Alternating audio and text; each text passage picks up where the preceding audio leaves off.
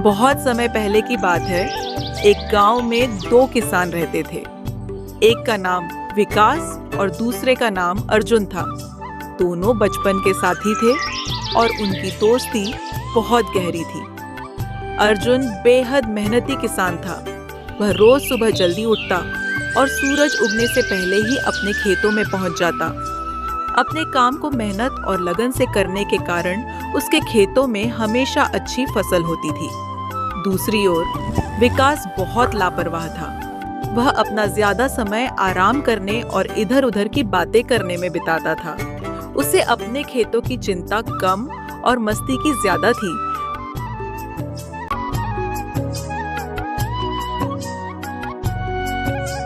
मीना, मैं खेतों पर जा रहा हूँ तो तुम मेरा खाना पैक कर दो। मैं वहीं खा लूंगा। आज काम थोड़ा ज्यादा है, इसलिए देर हो सकती है। ऐजी, मैंने आपके लिए पहले से ही खाना पैक करके रखा है। रुको, अभी लाती हूँ।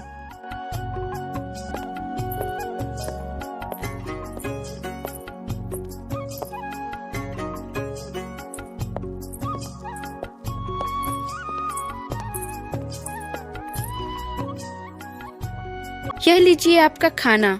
और हाँ, टाइम होने पर खाना खा लेना। बस पूरा दिन काम काम ही करते रहते हो। अच्छा ठीक है, मैं चलता हूँ। तुम बच्चों को स्कूल छोड़ आना। आप बच्चों की फिक्र बिल्कुल भी मत कीजिए। मैं उन्हें स्कूल छोड़ आऊंगी। आप बस अपना काम खत्म करके समय से घर आ जाना।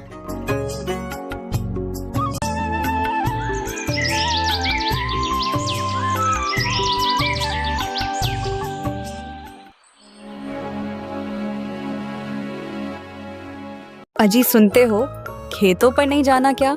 सूरज कब का निकल आया है। उठने का इरादा नहीं है क्या? इतना सारा काम पड़ा है और आप अभी तक सो रहे हो। आपके इस आलस की भी कोई हद है। अरे क्या हो गया कमला, सुबह सुबह इतना क्यों चिल्ला रही हो? चिल्लाऊं नहीं तो और क्या करूं? सूरज सिर पर चढ़ आया है और आप अब तक बिस्तर में ही पड़े हैं। खेतों पर जाना है या नहीं?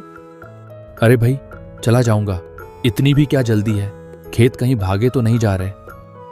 जी, अपना काम समय पर करना सीखिए। इतना आलस करना ठीक नहीं है। देख लेना, इस आदत की वजह से एक दिन बहुत पछताना पड़ेगा। अच्छा ठीक है, अब मुझे चैन से उठने तो दो। हर वक्त सुनाती ही रहती हो। ठीक है, जा रहा हूं नहाने। अच्छा ठीक है, मैं खाना लगा देती हूँ। जल्दी से नहा धोकर आ जाओ।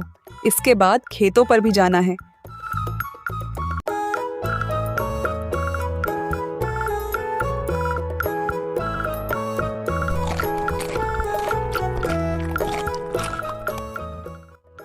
अरे ये क्या, सिर्फ दाल चावल? कोई सब्जी नहीं बनाई क्या? सब्जी तभी बनेगी जब तुम कुछ पैसे कमा कर लाओगे। पिछली बार जो फसल बिकी थी उसके थोड़े बहुत पैसे बचे हैं, जिनसे पालक की सब्जी ही चल रही है। अगर सब्जी खानी है तो खेतों में काम करो और घर में पैसा लाओ। रहने दो, इसको कुछ कहने से अच्छा चुपचाप खा लेना ही बेहतर है। नहीं तो फिर लंबा भाषण सुनना पड़ेगा। अच्छा चलो, तो अब मैं खेतों पर जा रहा हूं।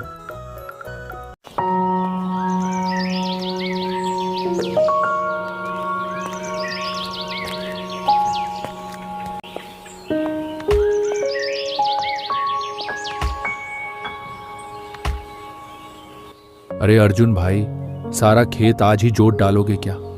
कुछ कल के लिए भी छोड़ दो। हाँ विकास भाई, आज ही खेत की जुताई कर दूंगा ताकि बचा हुआ हिस्सा भी तैयार हो जाए। फिर कल से बीजों को लगाना शुरू कर सकूं।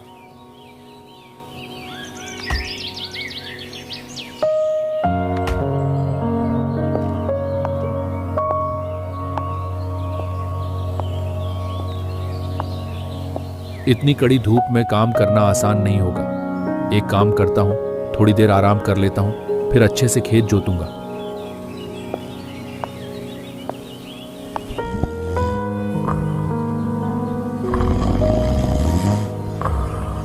चलो, अब थोड़ा काम कर लेते हैं।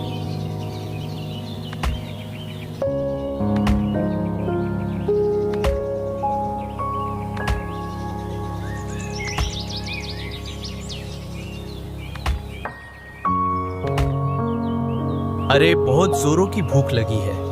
इतनी कड़ी धूप में काम करना आसान नहीं होता। चलो पहले थोड़ा पेट पूजा कर लूं, फिर दोबारा खेत जोतने में जुट जाऊंगा।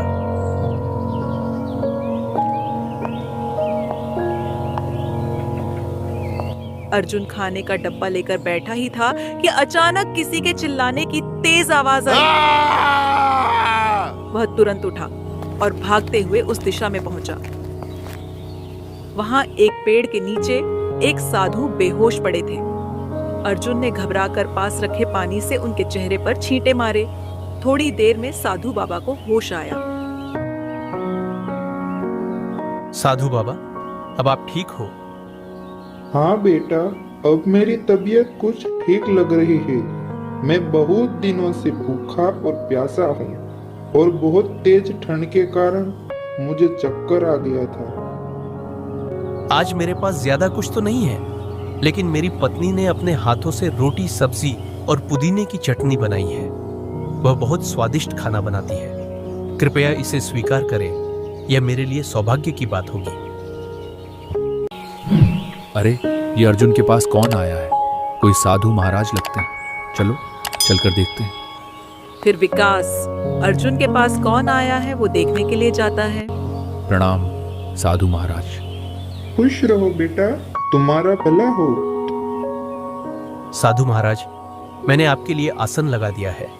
आप यहाँ बैठकर आराम से भोजन कर लीजिए।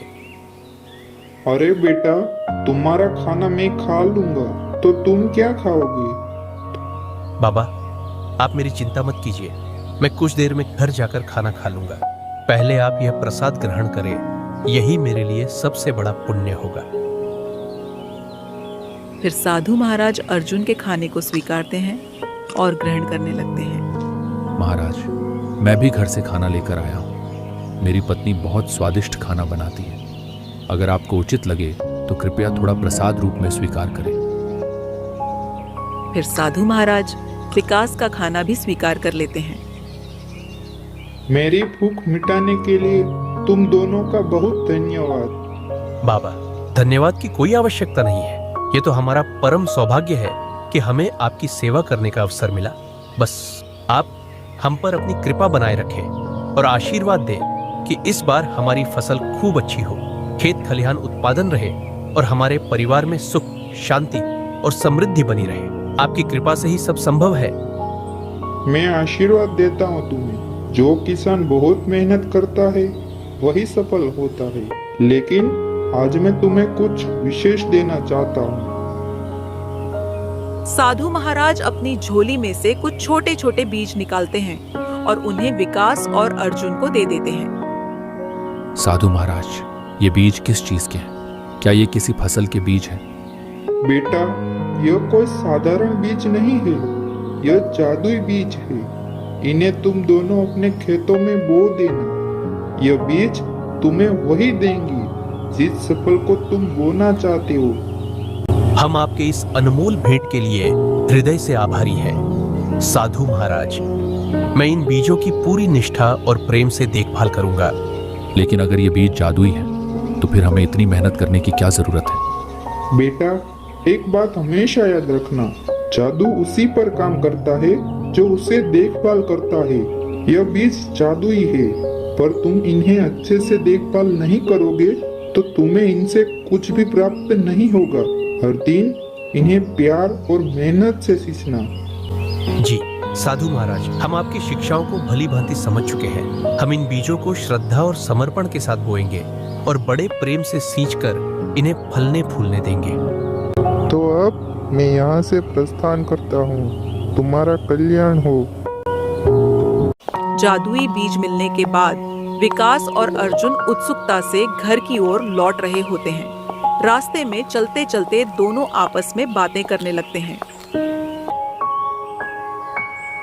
विकास, ये जादुई बीज सच में अनमोल है। साधु महाराज ने कहा है कि यदि हम इन्हें पूरे प्रेम और परिश्रम से सींचेंगे तो ये हमें उम्मीद से कहीं ज्यादा फल देंगे। लेकिन अगर ये बीज जादुई है तो फिर हमें इतनी मेहनत करने की क्या जरूरत है? मुझे तो लगता है कि रोज पानी देने से कोई खास फर्क नहीं पड़ेगा। अगर ये सच में जादुई है तो ये खुद ही उगेंगे और फल भी देंगे। साधु महाराज ने साफ साफ कहा था कि बिना प्यार और मेहनत के कुछ भी हासिल नहीं होता। अगर हमें इन बीजों का असली जादू देखना है तो हमें इन्हें दिल से संवारना होगा। मैं कोई गलती नहीं करना चाहता, इसलिए मैं इनकी अच्छे से देखभाल करूंगा, समय पर पानी दूंगा और पूरे मन से इनका ख्याल रखूंगा। इसके बाद दोनों अपने अपने घर की ओर चल देते हैं। रास्ते भर वे हुए घटनाक्रम के बारे में सोचते रहते हैं। घर पहुंचते ही वे अपनी अपनी पत्नियों को पूरी बात विस्तार से बताते हैं कि दिन भर क्या हुआ और कैसे परिस्थितियां घटी। अजी, यह तो बहुत ही शुभ समाचार है। निश्चय ही भगवान की अपार कृपा हम पर बनी हुई है, तभी तो आपको साधु महाराज के दर्शन का सौभाग्य प्राप्त हुआ। मीना, तुम बिल्कुल सही कह रही हो। वह साधु किसी देवता से कम नहीं थे। उनकी आंखों में एक अद्भुत तेज था। जैसा उन्होंने कहा, मैं पूरी श्रद्धा से उसका पालन करूंगा और इन बीजों की देखभाल पूरी निष्ठा से करूंगा। अरे वाह, यह तो सच में बहुत शुभ समाचार है। अब हमें पहले से भी ज्यादा मेहनत करनी होगी और इन बीजों की पूरे मन से देखभाल करनी होगी ताकि हमारी फसल लहलहा उठे और हमें अच्छा लाभ मिले। ठीक है कमला, चिंता मत करो, ये बीज कहीं नहीं जाने वाले। मैं कल सुबह खेतों पर जाकर इन्हें बो दूंगा। अच्छी फसल के लिए सही समय पर बीज बोना जरूरी है। अगर मौसम ठीक रहा तो इस बार फसल भी अच्छी होगी।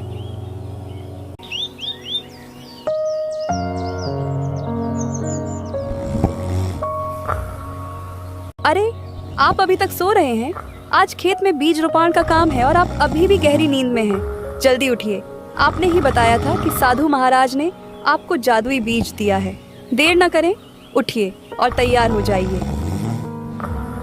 हाँ हाँ कमला, उठ रहा हूँ, सब याद है मुझे। तुम क्यों बार बार मुझे याद दिला रही हो? ऐसा लग रहा है जैसे अगर मैं देर से उठा तो बीज खुद भाग जाएंगे। चलिए जी, आप इतनी बेफिक्री से सो रहे हैं कि मुझे तो लगा शायद आप भूल ही गए हैं। अब जल्दी उठिए, वरना देर हो जाएगी और काम अधूरा रह जाएगा। नहीं, मैं कुछ नहीं भूला, सब कुछ अच्छी तरह याद है। तुम चिंता मत करो, बस खाना लगाने की तैयारी करो। मैं अभी नहा कर आता हूँ। फिर विकास खाना खाने के बाद टिफिन लेकर खेतों पर चला जाता है। अपने अपने खेतों में दोनों बीज लगा देते हैं।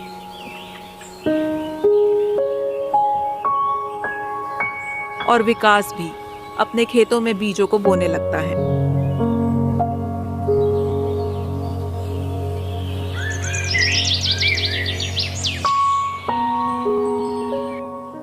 अजी, खेतों का काम अच्छे से निपट गया ना? हाँ मीना, खेतों का काम अच्छे से निपट गया है। मैंने बीज बो दिए हैं और पानी भी दे दिया है। कल सुबह जल्दी उठकर खेतों पर चला जाऊंगा। बाकी सब भगवान के भरोसे।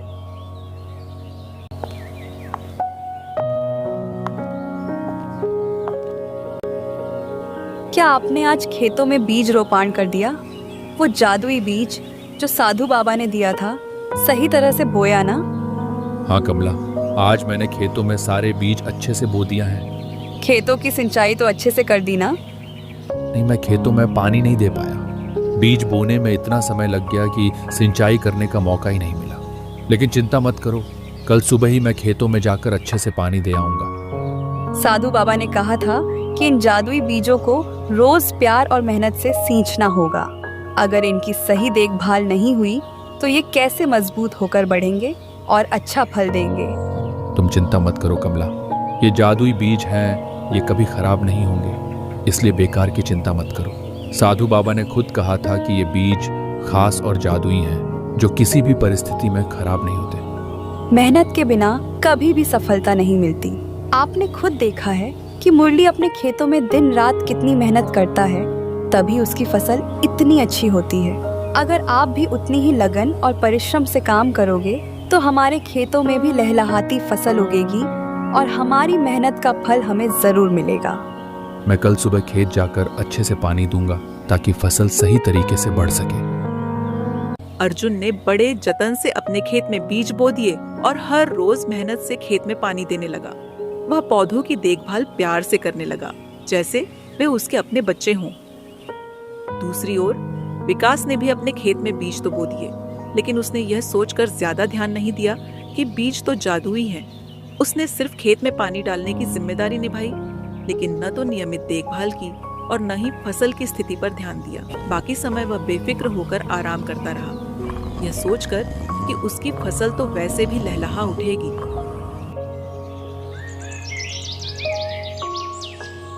कुछ ही समय बाद अर्जुन के खेत में हरी भरी लहलहाती फूल गोभी की फसल तैयार हो गई। हर फूल गोभी बड़ी, ताजी और चमकदार मोती जैसी दिख रही थी। उनका आकार भी आम फूल गोभी से कहीं बड़ा था। यह देखकर अर्जुन बहुत खुश हुआ। वह खुशी खुशी घर पहुंचा और अपनी पत्नी को यह खुशखबरी दी। उसकी पत्नी भी यह सुनकर बहुत प्रसन्न हुई। अगले दिन दोनों मिलकर खेत पहुंचे। अजी, इस बार तो फूल गोभी की फसल लाजवाब तैयार हुई है। इतने बड़े और ताज़ा गोभी पहले कभी नहीं देखे। चलिए जल्दी से तोड़कर बाजार ले चलते हैं, शायद इस बार अच्छा दाम मिल जाए। दोनों पति पत्नी फूल गोभी की फसल तोड़ने लगते हैं और थोड़ी ही देर में उनकी टोकरी फूल गोभी से भर जाती है। अर्जुन की पत्नी जब पीछे मुड़कर देखती है तो जहाँ जहाँ से उन्होंने फूल गोभी तोड़ी थी वहाँ पर नई नई गोभी फिर से आ जाती है। यह देखकर दोनों हैरान रह जाते हैं। अर्जुन जी, देखिए ये क्या हो रहा है। अभी हमने इन फसलों से फूल गोभी तोड़ी थी और देखिए फिर से नई गोभी उगाई। ये तो सच में जादुई बीज लगते हैं, मानो फसल कभी खत्म ही नहीं होगी। हाँ मीना, ये तो सच में कमाल के जादुई बीज है। अभी तो हमने ढेर सारे फूल गोभी तोड़े थे और देखो कुछ ही देर में फिर से उतनी ही ताजी और बड़ी बड़ी फूल गोभी उगाई है। अजी, हमारा तो भाग्य खुल गया। अब इन गोभियों को बेचकर हम खूब पैसा कमा सकते हैं। वहीं दूसरी ओर विकास के खेत में सिर्फ छोटे छोटे पौधे उगे थे, लेकिन उनमें कोई फल नहीं आया था। जब विकास अपने खेत में फसल देखने पहुंचा तो फसलों की हालत देखकर वह उलझन में पड़ गया। उसने तो बड़ी उम्मीदों के साथ फसल लगाई थी। अरे, ये तो वही जादुई बीज थे ना जिनकी इतनी तारीफ की थी साधु महाराज ने। फिर इनमें फसल क्यों नहीं आई? लगता है साधु महाराज ने मुझसे झूठ बोला। उन्होंने कहा था कि ये बीज हमारी किस्मत बदल देंगे, मगर ये तो साधारण बीज निकले। तभी विकास की नजर अर्जुन के खेतों पर जाती है। दूर दूर तक फैली लहलहाती हरी भरी फूल गोभी की फसल जैसे धरती की गोद में मोतियों की चादर बिछी हो। विकास यह देख सांस भरते हुए अर्जुन के पास जाता है और बात करता है। अरे, तुम्हारी फसल इतनी लाजवाब कैसे हो गई? लगता है साधु महाराज ने तुम्हें जादुई बीज दिए और मुझे साधारण। दोस्त, जब साधु महाराज ने हमें जादुई बीज दिए थे तब उन्होंने एक बात साफ कही थी, इन बीजों को सिर्फ जमीन में डालना काफी नहीं, इन्हें प्यार और मेहनत से सींचना होगा। मैंने हर दिन खेत में जी जान लगाई, समय पर पानी दिया, मिट्टी को संभाला और उसकी देखभाल की। इसी मेहनत का नतीजा है कि मेरी फसल फूल गोभी से भर गई है। लेकिन तुम्हें तो कभी खेत में मेहनत करते देखा ही नहीं। सिर्फ बीज डाल देने से फसल नहीं उगती, उसे मेहनत और देखभाल की जरूरत होती है। शायद इसी वजह से तुम्हारी फसल कमजोर रह गई। विकास को अपनी गलती का गहरा एहसास हुआ और वह अत्यंत निराश होकर अपने खेत में लौट आया। आंखों में पछतावे के आंसू लिए जमीन पर घुटनों के बल बैठ गया और भावुक होकर बोला, अरे नहीं, ये मैंने क्या कर दिया? ये बीज सच में जादुई थे, लेकिन मैंने इनका सही ध्यान नहीं रखा। मैंने मेहनत ही नहीं की, इसलिए मेरी फसल सूख गई। मुझे इसका कोई फल नहीं मिला। यह सब मेरी ही गलती है। अगर मैंने भी अर्जुन की तरह दिन रात मेहनत की होती, सही से इनकी देखभाल की होती, तो आज मेरे भी खेतों में हरी भरी फूल गोभी लहलहा रही होती। मेरी आलसी फितरत ने ही मेरा सब कुछ बर्बाद कर दिया। उसकी आंखों में पछतावे के आंसू थे, मानो जीवन ने उसे कठोर पाठ पढ़ाया हो।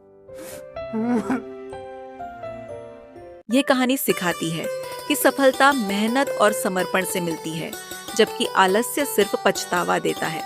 अगर आपको यह कहानी पसंद आई हो तो वीडियो को लाइक करें, कमेंट करें ऐसी ही मजेदार कहानियां देखने के लिए, और कार्टून वर्ल्ड टीवी को सब्सक्राइब करें।